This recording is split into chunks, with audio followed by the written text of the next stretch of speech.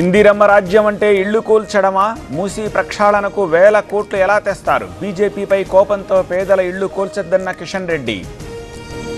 BJP అంటేనే జూటా party, survey చేస్తే కూల్చేస్తున్నారని తప్పుడు ప్రచారం, అడ్డొస్తే ప్రజలే బుల్డోజర్లతో తొక్కుతారన్న పొన్నం. ఎవరిపై బుల్డోజర్ లెక్కిస్తారో రండి చూసుకుందాం. రేవంత్ సమస్యలు పరిష్కరించే సీఎం కాదు, పేదలను వేధించే ముఖ్యమంత్రి అన్న ఈటల. మూసీ ప్రాజెక్టును ప్రజలెవరూ కోరుకోవట్లేదు, కాంగ్రెస్ బీజేపీ డ్రామాలాడుతున్నాయి, బీఆర్ఎస్ను ఏం చెయ్యలేరన్న సుధీర్ రెడ్డి. వరి దిగుబడిలో తెలంగాణ రికార్డు, 153 లక్షల మెట్రిక్ టన్నుల దిగుబడి, ఇది అద్భుత విజయం అన్న మంత్రి ఉత్తమ్. ఢిల్లీలో లగచర్ల ఫార్మా బాధితులు, రేపు జాతీయ ఎస్సీ ఎస్టీ కమిషన్ చైర్మన్కు ఫిర్యాదు, గిరిజన కుటుంబాల వెంట బీఆర్ఎస్ నేతలు. నాగ కోటేశ్వరరావు గారు అయినా తేనెటీగల పెంపకం చేస్తూ 12 లక్షలు సంపాదిస్తున్నారు. మీరు వారి నుండి నేర్చుకోవాలా? అయితే ఫ్రీడమ్ యాప్ని డౌన్లోడ్ చేసుకోండి. టీటీడీ ఎక్స్ అఫీషియో సభ్యుడిగా ఈవో ప్రమాణం, సామాన్య భక్తులకు మెరుగైన సేవలందించాం, 5 నెలల్లో ఎన్నో కార్యక్రమాలు చేపట్టామన్న ఈవో.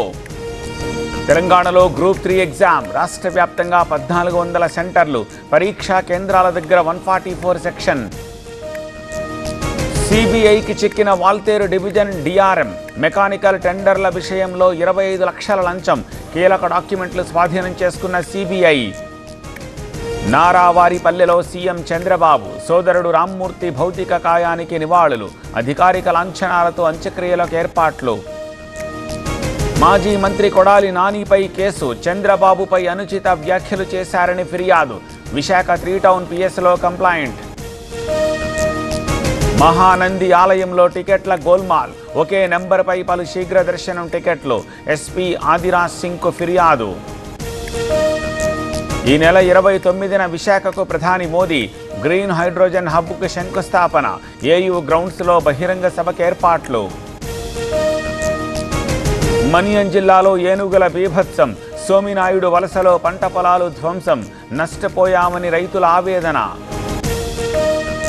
చైనీస్ స్టైల్లో కటింగ్ చేయించుకున్న విద్యార్థి, గుండు గీయించిన అసిస్టెంట్ ప్రొఫెసర్, కమిటీ వేసిన ఖమ్మం మెడికల్ కాలేజ్ ప్రిన్సిపాల్.